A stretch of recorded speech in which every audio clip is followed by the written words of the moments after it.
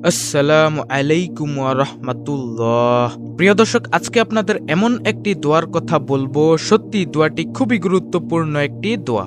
যারা খুব কষ্টে ও বিপদে আছেন তারা এই দোয়াটি মাত্র একবার পড়ুন। ইনশাআল্লাহ আশা করি আপনার সমস্ত কষ্ট বিপদ আপদ দূর হয়ে যাবে। প্রিয় দর্শক, এই দোয়াটি শুধুমাত্র আপনার কষ্ট এবং দুঃখকে দূর করার জন্যই নয়, এই আমলটি করলে আপনি সমস্ত বিপদ আপদ থেকেও রক্ষা পাবেন। দর্শক, আপনারা অবশ্যই জানেন সমস্ত সমস্যার সমাধান দিতে পারে আল কোরআন। এমন কোনো সমস্যা নেই যে সমস্যার সমাধান কোরআন দেয়নি। সুবহানাল্লাহ। আল্লাহ তাআলা সকল সমস্যার সমাধান পবিত্র কোরআনের মধ্যেই রেখেছেন। আমি আজকে যে দোয়াটির কথা বলবো সেটিও পবিত্র কোরআন থেকেই নেওয়া।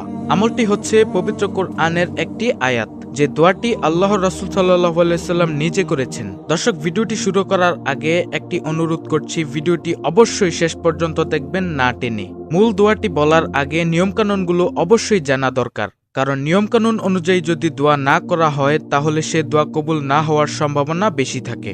আর যদি নিয়মকানুন অনুযায়ী কোনো দোয়া করা হয় তাহলে সে দোয়া আল্লাহ তাআলা খুব তাড়াতাড়ি কবুল করে নেন। তাই আমাদের জানতে হবে কি প্রক্রিয়ায় দোয়া করলে সেটি দ্রুত কবুল হবে। তাই আমাদের আমলটি নিয়ম সম্পর্কে জানা প্রয়োজন। দর্শক, দোয়াটি প্রত্যেক দিন ফরজ নামাজের পর একবার করবেন।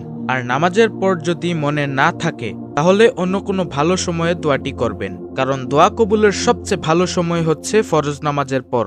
যদি কোনো ব্যক্তি নামাজের পর দোয়া করে তাহলে সে দোয়া আল্লাহ তাআলা অতি তাড়াতাড়ি কবুল করে নেন। সেক্ষেত্রে প্রতিদিন 5 ওয়াক্ত নামাজের ফরজ নামাজের পর এই দোয়াটি করবেন। দোয়াটি পড়ার আগে 3 বার অথবা 5 বার দুরূদ শরীফ পড়ে নেবেন। দুরূদ শরীফটি হতে পারে দুরুদে ইব্রাহিম অথবা সবচেয়ে ছোট দুরুদ, যেটা হলো সাল্লাল্লাহু আলাইহি সাল্লাম। কেননা এতটুকু পড়ার মাধ্যমেও দুরুদ আদায় হয়ে যায়।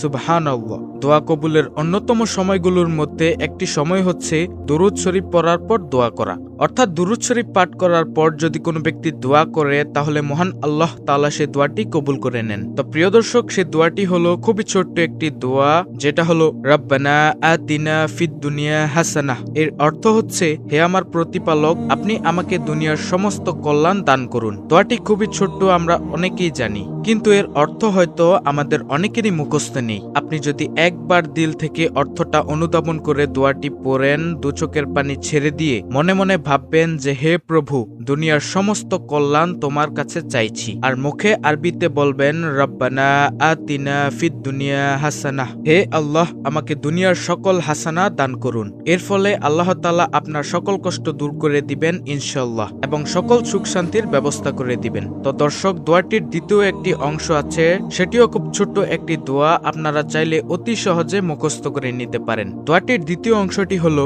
ওয়াফিল আখিরাতি হাসানা ওয়াকিনা আযাবান্নার। এর অর্থ হলো, হে প্রভু, আপনি আখিরাতেও আমাদেরকে মুক্তি দান করুন এবং জাহান্নামের আযাব থেকে আমাদেরকে রক্ষা করুন। তো প্রিয় দর্শক, কেউ যদি দ্বিতীয় অংশ বাদ দিয়ে শুধু রাব্বানা আতিনা ফিদ দুনিয়া হাসানাহ এতটুকু দোয়া করতে চান তাহলেও কিন্তু তার দোয়া আদায় হয়ে যাবে। অথবা চাইলে পুরো দোয়াটি পড়তে পারেন, তবে সেক্ষেত্রে পুরো দোয়াটি পড়াই উত্তম। তো আমরা বেশি বেশি দোয়াটি পাঠ করব। অবশ্যই আমরা ইতিপূর্বে এই দোয়াটি পাঠ করেছি, কিন্তু তখন এর অর্থ হয়তো জানতাম না। যারা অর্থ জানি না তারা অর্থটা ভালোভাবে মুখস্থ করে দোয়াটা করব, তাহলেই আমরা দিল থেকে দোয়াটা আল্লাহ রাব্বুল আলামিনের আরশে পৌঁছে যাবে।